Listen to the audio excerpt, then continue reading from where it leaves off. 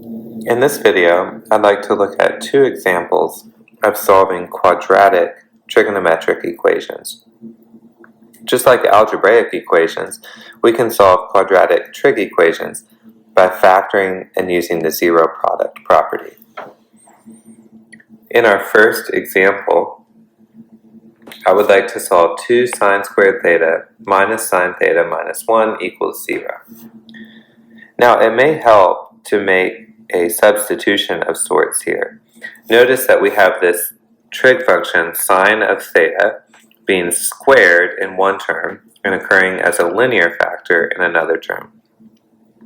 So if we suppose that sine of theta equals x, then what we are looking at in this equation is the equation 2x squared minus x minus 1 equals 0.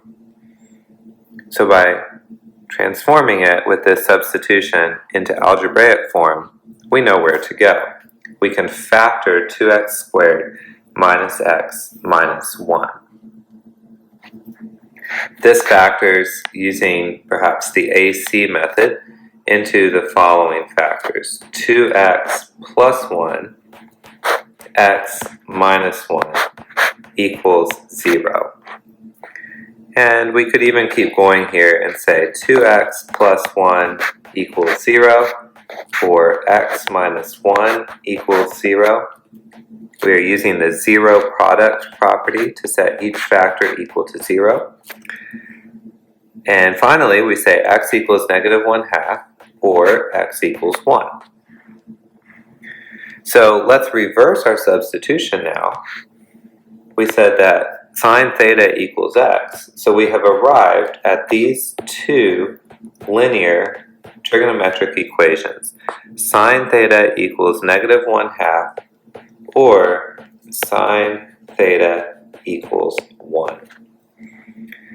These are the two simpler equations that we must provide solutions for in order to solve for the larger quadratic equation. So where does sine of theta equal negative 1/2? It may help to remember here that sine of 30 degrees equals 1/2. And on the unit circle, we are looking for a sine value that is negative 1/2. So we will look in quadrants 3 and 4.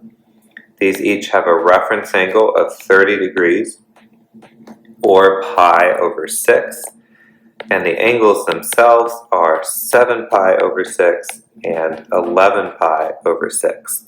These are solutions to our quadratic equation. But they're not the only solutions. Where does sine of theta equal 1?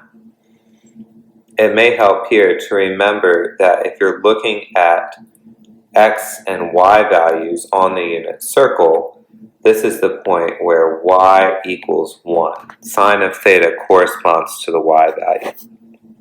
Where does y equal 1 on the unit circle? That's right here. And that is the angle 90 degrees, or pi over 2. That solves the second trig equation. So the solutions to theta on the interval 0 to 2 pi are the following solutions: pi over 2, 7 pi over 6, and 11 pi over 6. Here are the principal solutions. In the next example, we have a combination of cosine and sine factors. I would also like to solve this one using factoring. Here I can factor out the greatest common factor of cosine theta. So I have cosine theta times sine theta minus 2 equals 0. And by the zero product property, either cosine theta equals 0 or sine theta minus 2 equals 0, which means that sine theta would equal 2. Now I want to think carefully about this second equation. It is actually never true that sine theta equals 2. Remember, sine and cosine are always trigonometric ratios between negative 1 and positive 1. You will not find an angle theta where sine of theta equals 2. So the second equation has no solutions. It doesn't add anything to our problem. We need to only consider the first equation. Where does cosine of theta equal 0? It may help to recall that if you're talking about x and y points on the unit circle, this is the same as finding where does the x value equal 0 as you go around the unit circle. That's going to occur in two places. The x value will be 0 here at 90 degrees, or pi over 2. The x value will also be 0 here at 270 degrees, or 3 pi over 2. These are the solutions to our angle theta.